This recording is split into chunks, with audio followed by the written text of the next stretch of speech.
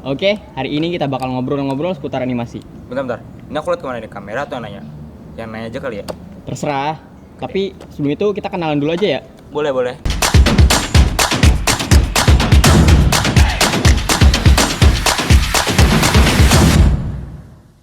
Kenalin, nama aku Rangga Mukti. Di tahun 2020 kemarin, tepatnya waktu awal masa pandemi, aku mendapatkan juara apresiasi karya pada lomba animasi Jalur Rempah yang diadain dari Kemdikbud. Waktu itu temanya tentang seputar rempah-rempah Indonesia, dari mulai sejarah rempah-rempah, apa aja rempah-rempah itu, sampai ke manfaat rempah-rempah itu sendiri. Nah, menarik nih bahas seputar animasi. Animasi kan ada beberapa jenisnya ya. Ya, benar-benar.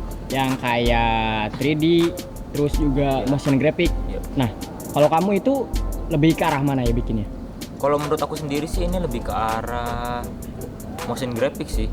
Kenapa? Karena ada ilustrasi-ilustrasi yang waktu editing kita gabungin semuanya pakai teknik animasi. Nah, ngomongin soal karya nih. Semua kan pasti ada prosesnya ya. Ya, bener banget. Mulai dari mentah misalnya. Nah, kalau kamu sendiri gimana sih proses dari membuat karya itu?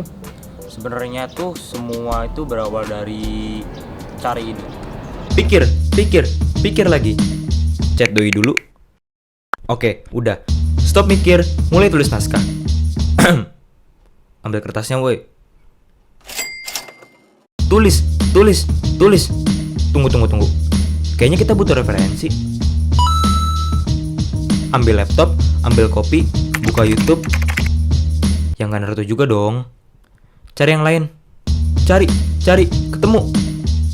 Tulis di naskah. Bentar, ngopi dulu. Oke, cari lagi. Cari, ketemu. Tulis di naskah. Cari lebih banyak lagi. Cari.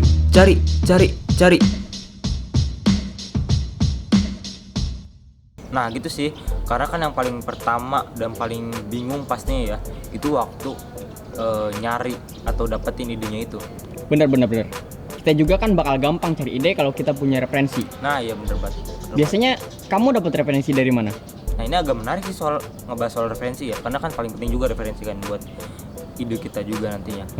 Sebenarnya referensi video animasi di Indonesia itu banyak banget. Misalkan kayak Kobisa, terus Neuron. Nah itu kan dari Indonesia. Ya walaupun sebenarnya masih banyak lagi sih. Nah ini kalau dari luarnya itu ada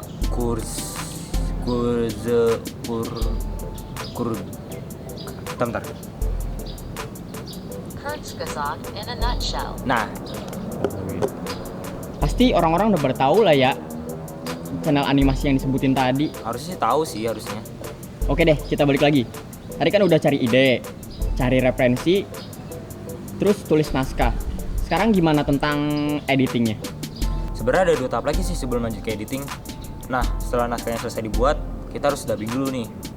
Aku biasanya pakai HP aja sih buat recordingnya. Setelah kelar recording, semua file-file recordingnya aku transfer ke laptop.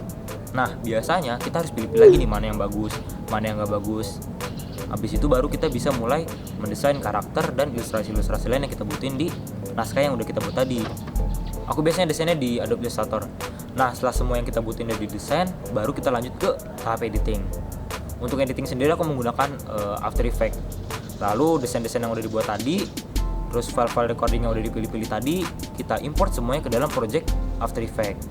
Tapi dalam membuat animasi ada beberapa hal yang harus kita tahu nih. Yang pertama, gerakan pop-up.